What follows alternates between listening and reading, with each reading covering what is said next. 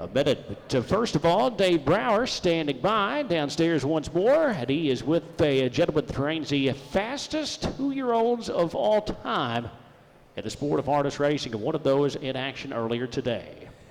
Thank you, Gabe Pruitt. And of course, that would mean we are speaking with the leading trainer in the sport of harness racing. That is Mr. Ron Burke, and it's always a pleasure to get a chance to chat with him. We know how busy he is across North America at this time of year. Ronnie, listen, congratulations on that superb Jugette win with Warrawee U Butte a little bit a week or so ago. That was a world record equaling performance. And what do you know? You had another world record winner earlier today, Elver Hanover. No, Helver, that's exciting. You know, he's another Yankee cruiser, the same as Sweet Lou. Matter of fact, that's whose record he broke. So, you know, we're very excited about him. He just seems to be a horse that likes to win, and whatever it takes to get there, he gets there. And congratulations on a winner that I just picked in the 4th race, Cattle Wash. That's a horse that's getting a little bit better. Yeah, he actually started out the year great. He'd like hit a little rough spot, like Bill said, let's give him the 1 week off and go to Lexington, and he responded today much better. That's the horse we thought he is. All right, definitely a good day at the office so far. This time of year, there's a lot to do. You're racing everywhere. You're looking at babies. You're managing your stable. How do you schedule your time from the moment you wake up till the moment your head hits the pillow? It used to be Lexington was a lot of fun for me. Now Lexington's a lot of work. So, you know, basically I get up in the morning, I train, and then I go to look at babies, then I race, then I do entries for the next day, and then I pass out. So, you know, basically that's been the week this week. But, you know, in the long run, when the horses race good, then I'm happy.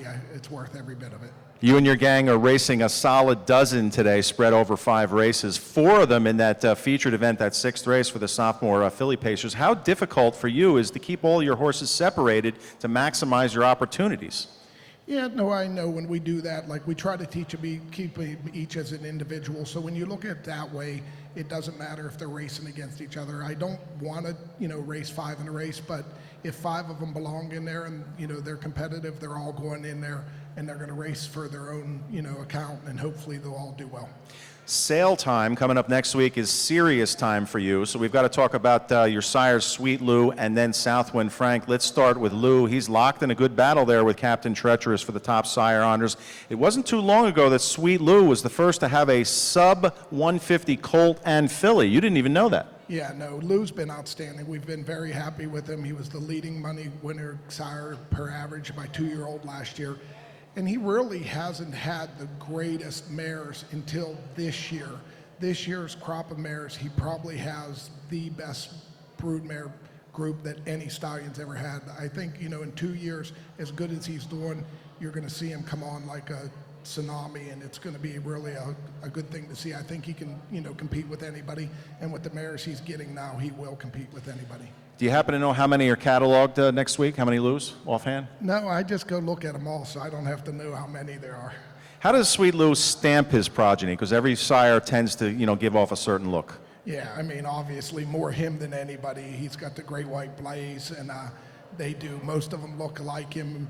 It's funny, the ones that look more like him bring more even too. So, you know, but I haven't seen that it definitely means like they can be plain looking and be good, or be fancy and look good. You know, U-Butte's very fancy, she's good, you know, but you don't have to be.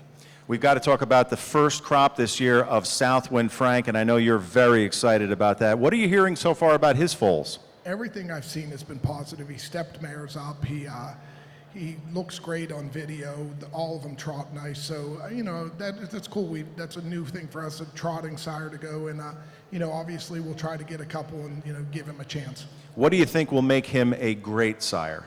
Heart of a champion. Literally as a 3-year-old, the horse was as lame as could be and never missed a beat and just kept going and right there, everything. If he came back as a 3-year-old, we'd be talking about one of the best horses ever. How many horses are you going to look at personally just to get ready for opening night next Tuesday? We'll probably look at 40, and, you know, from there we'll get it down to 20 that we're going to bid on, and, you know, from there buy 8 or 10 of them, hopefully.